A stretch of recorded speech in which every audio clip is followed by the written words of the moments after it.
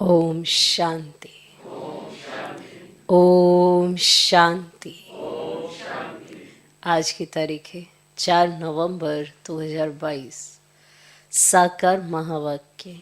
बाबा कहते, मीठे बच्चे, बाप का फरमान है, स्वदर्शन चक्र फिराते अपना बुद्धि योग एक बाप से लगाओ।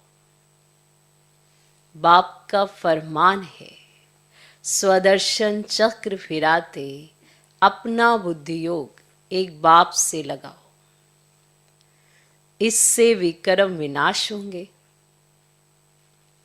सिर से पापों का बोझा उतर जाएगा। इससे विक्रम विनाश होंगे। सिर से पापों का बोझा उतर जाएगा।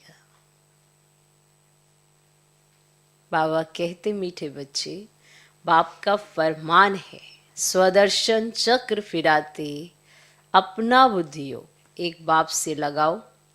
इससे विक्रम विनाश होंगे। सिर से पापों का बोझा उतर जाएगा। आज का प्रश्न, इस पुरुषोत्तम संगम युग की विशेषताएं कौन कौन सी हैं? इस पुरुषोत्तम संगम युग की विशेषताएं कौन कौन सी हैं? उत्तर, ये संगम युग ही कल्याणकारी युग है। इसमें ही आत्मा और परमात्मा का सच्चा मेला लगता है, जिसे कुंभ का मेला कहते हैं। ये संगम युग ही कल्याणकारी युग है। इसमें ही आत्मा और परमात्मा का सच्चा मेला लगता है, जिसे कुंभ का मेला कहते हैं। दूसरा, इस समय ही तुम सच्चे सच्चे ब्राह्मण बनते हो। इस समय ही तुम सच्चे सच्चे ब्राह्मण बनते हो। तीसरा, इस संगम पर तुम दुखधाम से सुखधाम में जाते हो। इस संगम पर तुम दुखधाम से सुखधाम में जाते हो, दुखों से छूटते हो। चौथा, इस समय तुम्हें ज्ञान सागर बाप द्वारा इस समय तुम्हें ज्ञान सागर बाप द्वारा सृष्टि के आदि मध्य अंत का पूरा ज्ञान मिलता है। इस समय तुम्हें ज्ञान सागर बाप द्वारा सृष्टि के आदि मध्य अंत का पूरा ज्ञान मिलता है। नई दुनिया के लिए नया ज्ञान बाप देते हैं। नई दुनिया के लिए नया ज्ञान बाप देते हैं। पांचवा, तुम सांवरे से गोरा बनते हो। तुम सांवरे से गोरा बनते हो। इस पुरुषोत्तम संगम युग की विशेषताएं कौन कौन सी हैं? उत्तर, यह संगम युग ही कल्याणकारी युग है। इसमें ही आत्मा और परमात्मा का सच्चा मेला लगता है, जिसे कुंभ का मेला कहते हैं। दूसरा, इस समय ही तुम सच्चे सच्चे ब्राह्मण बनते हो। तीसरा, इस संगम पर तुम दुखधाम से सुखधाम में जाते हो, दुखों से छूटते हो।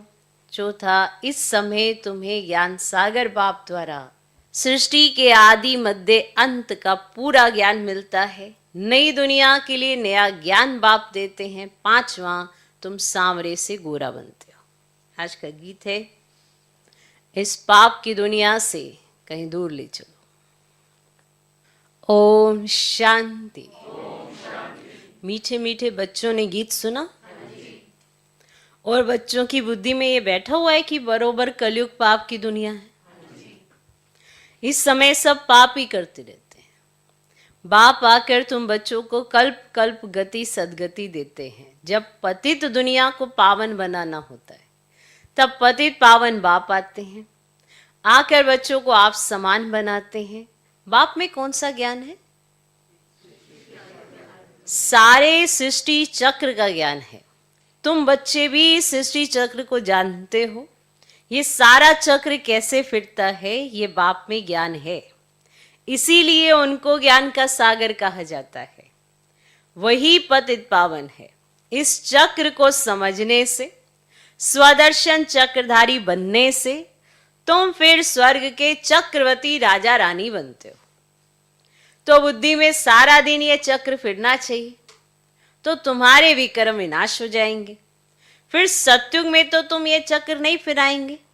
वहां स्व अर्थात आत्मा को सृष्टि चक्र का ज्ञान नहीं होता। ना सत्युग में ना कलयुग में। ये ज्ञान सिर्फ संगम युग पर तुमको मिलता है। संगम की बहुत महिमा है। कुंभ का मेला करते हैं ना, वास्तव में यह है ज्ञान सागर और नदियों का मेला, अर्थात परम आत्मा और आत्माओं का मेला। वह कुंभ का मेला भक्ति मार्ग का है। यह आत्मा और परमात्मा का मेला इस सुहावने कल्याणकारी संगम युग पर ही होता है, जबकि तुम दुखों से छूट सुख में जाते हो। इसीलिए बाप को दुख हरता सुख करता कहा जाता है।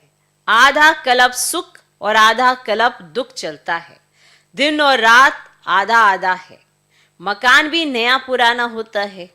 नए घर में सुख, पुराने घर में दुख होता है। दुनिया भी नई और पुरानी होती है। आधा कल्प सुख रहता है, फिर मध्य से दुख शुरू होता है। दुख के बाद फिर सुख होता है। दुखधाम से फिर सुखधाम कैसे बनता है, कौन बनाते हैं, ये दुनिया भर में कोई नहीं जानते। मनुष्य तो घोर अंधियारे में है।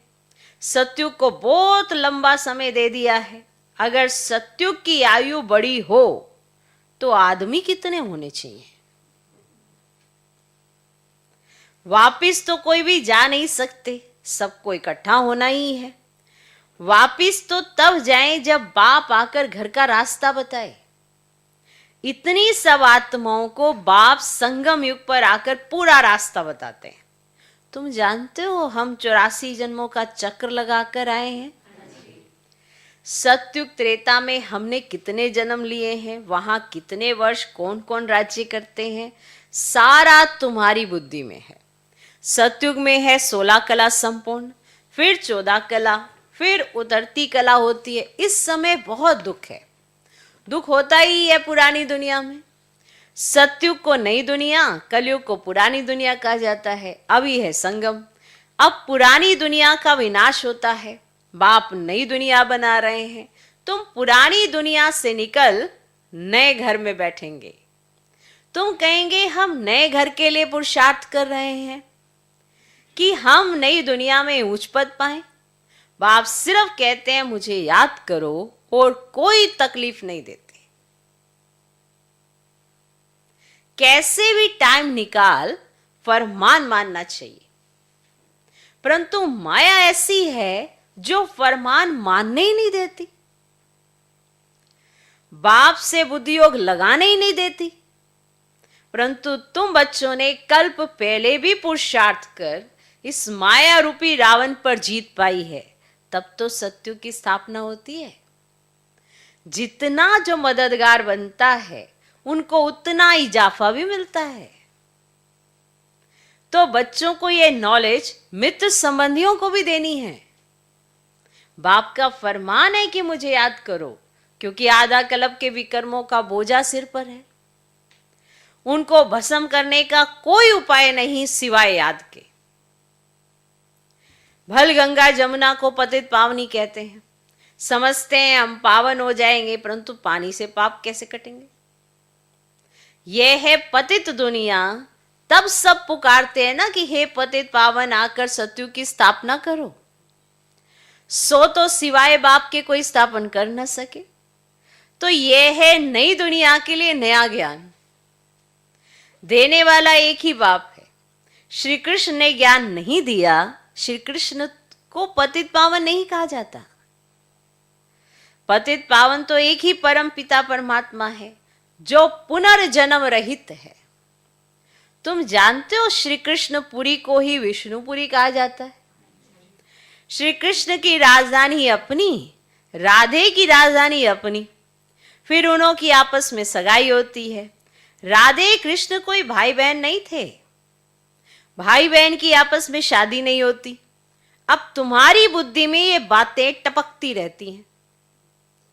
पहले ये नहीं जानते थे, अब मालूम पड़ा है कि राधे कृष्ण ही फिर लक्ष्मी नारायण बनते हैं। स्वर्ग के महाराजा और महारानी, प्रिंस और प्रिंसेस, राधे कृष्ण ही प्रिंस प्रिंसेस गाए हुए हैं। उन्हों के माँ बाप का इतना ऊंचा मर्तबा नहीं है। ये क्यों हुआ? माना राधे कृष्ण का सबसे ऊंचा मर्तबा, उनके माँ बाप का इतना ऊंचा मर्तबा नहीं। ये क्या हुआ? क्यों हुआ? क्योंकि उन्हों के माँ बाप कम पड़े हुए हैं। राधे कृष्ण का जितना नाम है, उन्हों के माँ बाप का तो जैसे नाम है ही नहीं। वास्तव में जिसने जन्म दिया उन्हों का नाम बहुत होना चाहिए, परंतु नहीं। राधे कृष्ण सबसे ऊंचे, उन्हों के ऊपर तो कोई है ही नहीं। राधे कृष्ण पहले नंबर में गए हैं, फिर पहले नंबर में महाराजा महारानी भी बने हैं। भल जन्म माँ बाप से लिया है, परंतु नाम उन्हों का ऊंचा है। ये बुद्धि में अच्छी तरह बिठाना है। जबकि तुम यहां बैठे हो तो ये स्वदर्शन चक्र फिराते रहो। इस चक्र फिराने से तुम्हारे पाप भस्म होते हैं, अर्थात रावण का सिर कटता है। यह सतयुग, त्रेता, द्वापर, कलयुग, संगम, ये चक्र है ना। हम पहले सो देवता थे, फिर क्षत्रिय, वैश्य, शूद्र ऐसे बने। अब फिर हम ब्राह्मण बने हैं, फिर हम सो देवता बनेंगे। तो बाबा ने ओम का अर्थ भी अलग समझाया है, हम सो का अर्थ अलग समझाया है। अलग अलग है ना। शास्त्रों में तो एक ही कर दिया है। वे समझते ओम अर्थात हम आत्मा सो परमात्मा, परमात्मा सो आत्मा। अब यह है उल्टा। बाप समझाते हैं ओम अर्थात हम आत्मा हैं, परम पिता परमात्मा की संतान है। मैं भगवान, ये कोई ओम का अर्थ नहीं है। हम आत्मा निराकार है, हमारा बाप भी निराकार है, साकार शरीर का बाप भी साकार है। हम परमात्मा की संतान है, तो हमको स्वर्ग की राजधानी जरूर चाहिए। तो बाप हमको स्वर्ग का वर्षा देने आए हैं। रावण फिर आधा कल्प के बाद श्राप देते हैं, तो तुम दुखी तमो प्रधान बन जाते हो। फिर बाप आकर सुखी बनने का वर देते हैं। ऐसे नहीं कहते चिरंजीवी भव, परंतु कहते हैं मुझे याद करो तो इस जन्म सहित जो भी जन्म जन्मांतर के पाप हैं वे भस्म हो जाएंगे। इसको योग अग्नि कहा जाता है। रावण राज्य में सबको पतित तो जरूर बनना है। पतित और पावन आत्मा बनती है, और परमात्मा तो सदैव पावन है, वह सबको पावन बनाते हैं। तो पतित बनाते हैं रावण, और सतयुग में विकार होते ही नहीं है, तो वह है संपूर्ण निर्विकारी दुनिया। तब तो देवताओं के आगे जाकर कहते हैं ना कि आप सर्वगुण संपन्न, ये महिमा शिव के आगे नहीं गाएंगे। तो देवताएं जो पावन है सो पतित बनते हैं, ये खेल है। तो बाप सुखधाम बनाते हैं। अब शिव को बाप कहते हैं, तो देवताएं जो पावन है वही तो फिर पतित बनते हैं ना, और शिव को क्या कहते? बाप कहते हैं ना। तो ये बात समझ में आ गई। शालिग्राम अलग है। रुद्र यज्ञ में एक बड़ा लिंग बनाते हैं, बाकी छोटे छोटे शालिग्राम बनाते हैं। हम आत्मा 84 जन्म लेते हैं। दूसरे धर्म वालों के 84 जन्म नहीं कहेंगे। सिख धर्म वाले 500 वर्ष में कितने जन्म लेते होंगे, हम कितने लेते हैं, ये बाप समझाते हैं। और ब्राह्मणों की ही तो चोटी मशहूर है। सच्चे ब्राह्मण ही होते हैं ना संगम पर। ये कल्याणकारी युग है, यहाँ ही तुम सबका कल्याण होता है। रावण अकल्याण करते हैं तो बाप आकर कल्याण करते हैं, तो बाप की मत पर चल कल्याण करना चाहिए ना। श्रीमत शिव भगवान उवाच, शिव बाबा जन्म नहीं लेते, वे प्रवेश करते। जन्म तब कहें जब पालना लेवे, वे पालना कभी नहीं लेते हैं। शिव बाबा पालना लेते हैं? वे कभी पालना नहीं लेते हैं, सिर्फ कहते हैं मेरी श्रीमत पर चलो, स्वर्ग के तुम मालिक बनो, मुझे तो बनना नहीं है, मैं तो अभोक्ता हूं। तो समझना चाहिए बाबा हम आत्माओं को समझा रहे हैं। आत्मा ही समझती है ना, आत्मा ही बैरिस्टर इंजीनियर बनती है। मैं फलाना हूं, आत्मा ने कहा ना हम देवता थे, फिर हम 8 जन्म के बाद क्षत्रिय बने, फिर 12 जन्म लिए, फिर मैं पतित बनता हूं। तो बाप कहते बच्चे आत्म अभिमानी भव। ये समझने की बातें हैं। आत्मा कहती है हम सतयुग में थे तो महान आत्मा थे, फिर कलयुग में महान पाप आत्मा है। ये आत्मा कहती है सबसे महान ते महान, महान आत्मा एक परमात्मा जो सदैव पवित्र है। अब यहां तो मनुष्य सदैव पवित्र रहते नहीं, सदैव पवित्र तो सुखधाम में रहते हैं। त्रेता में भी कुछ कला कम होती जाती है। अभी हमारी चढ़ती कला है, हम स्वर्ग के मालिक बनते हैं, फिर त्रेता में आएंगे तो 2 कला कम हो जाएगी, फिर द्वापर में 5 विकारों का ग्रहण लगने से काले होते जाते हैं। अभी बाप कहते हैं न 5 विकारों का दान दो तो ग्रहण उतर जाए, फिर तुम सत्युगी संपूर्ण देवता बन जाएंगे। पहले पहले देह अभिमान को छोड़ो, काम विकार का दान दो, अंत में आकर नष्ट मुआ बनना होता है। अभी तुम आत्माओं को स्मृति आई है कि हमने बरोबर 84 जन्म भोगे हैं। द्वापर से रावण ने श्रापित किया है, इसीलिए सब दुखी है। क्या द्वापर के राजा रानी आदि बीमार नहीं पड़ते होंगे? यह भी दुख हुआ ना, यह है ही दुख की दुनिया, सत्युगी है सुखदम। तो भगवान की श्रीमत माननी चाहिए ना। तो बेहद के बाप की जो मत नहीं मानते उन्हें महान कपूत कहा जाता है।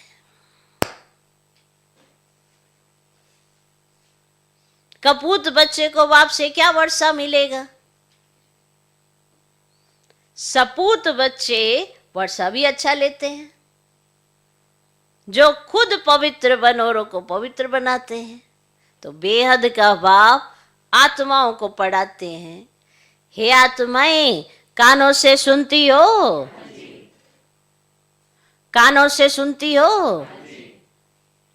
कहते हैं हाँ बाबा, हम आपकी श्रीमत पर चल जरूर श्रेष्ठ बनेंगे। अब ऊंचते ऊंच भगवान है तो जरूर पद भी तो ऊंचते ऊंच देंगे ना। अब स्वर्ग का वर्षा देते हैं ना आधा कल्प के लिए। लौकिक बाप से तो हद का वर्षा मिलता है, अल्पकाल का सुख, और कलयुग में है काविष्ट समान सुख, इसीलिए सन्यासी घर बार छोड़ देते हैं। अब वे गृहस्थ धर्म को नहीं मानते हैं। अब गृहस्थ धर्म सतयुग में है ना। तुम जानते हो इस पढ़ाई से हम विष्णुपुरी में जाते हैं, उसके लिए परम पिता परमात्मा हमको पढ़ा रहे हैं।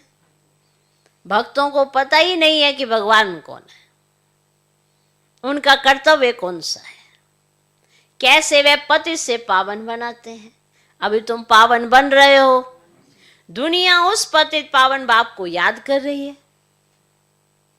अभी तुम संगम युग पर खड़े हो, बाकी सब कलयुग में है। वे समझते हैं कि कलयुग तो अर्जुन बच्चा है, तुम जानते हो कि कलयुग का विनाश होने वाला है, होने पर है ना।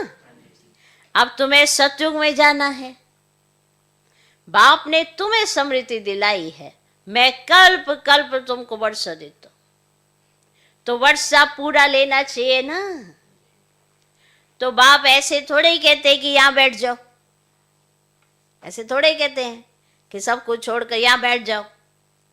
भल घर ग्रस्त में रहो, सिर्फ ये स्वदर्शन चक्र फिराते रहो और नष्टमुआ हो जाओ। एक शिव बाबा, दूसरा ना कोई। हम जानते हैं कि अब हमारा नया संबंध जुट रहा है, तो पुराने में ममत्व नहीं रहना चाहिए। नई दुनिया, नई राजधानी से ममत्व रखना है। अब तो मौत बिल्कुल सिर पर सवार है, तैयारियां होती रहती हैं, और सतयुग में अकाल मृत्यु होती ही नहीं है। समय पर एक पुरानी खाल छोड़ नई ले लेते हैं। सतयुग का तो यही रस्म है। अच्छा, मीठे मीठे सिकिलदे बच्चों प्रति माता पिता बाप दादा का याद प्यार और गुड मॉर्निंग। रूहानी बाप की रूहानी बच्चों को नमस्ते। हम रूहानी बच्चों की भी रूहानी बाप को नमस्ते नमस्ते नमस्ते। Good morning good morning good morning. धारणा के लिए मुख्य सर, पहला पॉइंट, स्वदर्शन चक्र फिराते पूरा पूरा नष्ट मुआ बनना है। स्वदर्शन चक्र फिराते पूरा पूरा नष्ट मुआ बनना है। मौत सिर पर है, इसलिए सबसे ममत्व निकाल देना है। मौत सिर पर है, इसलिए सबसे ममत्व निकाल देना है। दूसरा पॉइंट, बाप से वर्षा लेने के लिए पूरा श्रीमत पर चलना है। बाप से वर्षा लेने के लिए पूरा श्रीमत पर चलना है। आत्म अभिमानी बन सपूत बच्चा बनना है। आत्म अभिमानी बन सपूत बच्चा बनना है। बाप से वर्षा लेने के लिए पूरा श्रीमत पर चलना है। आत्म अभिमानी बन सपूत बच्चा बनना है। आज का वरदान, मन और बुद्धि को सदा सेवा में बिजी रखने वाले निर्विघ्न सेवाधारी भव। मन और बुद्धि को सदा सेवा में बिजी रखने वाले निर्विघ्न सेवाधारी भव। जो जितना सेवा का उमंग उत्साह रखते हैं, उतना निर्विघ्न रहते हैं, क्योंकि सेवा में बुद्धि बिजी रहती है। खाली रहने से किसी और को आने का चांस है, और बिजी रहने से सहज निर्विघ्न बन जाते हैं। सेवा में बुद्धि को बिजी रखने से सहज निर्विघ्न बन जाते हैं। मन और बुद्धि को बिजी रखने के लिए उसका टाइम टेबल बनाओ। मन और बुद्धि को बिजी रखने के लिए उसका टाइम टेबल बनाओ। सेवा व स्वयं के प्रति जो लक्ष्य रखते हो, उस लक्ष्य को प्रैक्टिकल में लाने के लिए बीच बीच में अटेंशन जरूर चाहिए। सेवा व स्वयं के प्रति जो लक्ष्य रखते हो, उस लक्ष्य को प्रैक्टिकल में लाने के लिए बीच बीच में अटेंशन जरूर चाहिए। अटेंशन कभी टेंशन में बदली ना हो। जहां टेंशन होता है वहां मुश्किल हो जाता है। तो अटेंशन ही रखें, अटेंशन का टेंशन नहीं रखें, क्योंकि जहां पर टेंशन आया नहीं वहां मुश्किल लगने लगता है सब। आज का स्लोगन, सेवा से जो दुआएं मिलती हैं, सेवा से जो दुआएं मिलती हैं, वही तंदुरुस्त रहने का साधन है। सेवा से जो दुआएं मिलती हैं, वही तंदुरुस्त रहने का साधन है।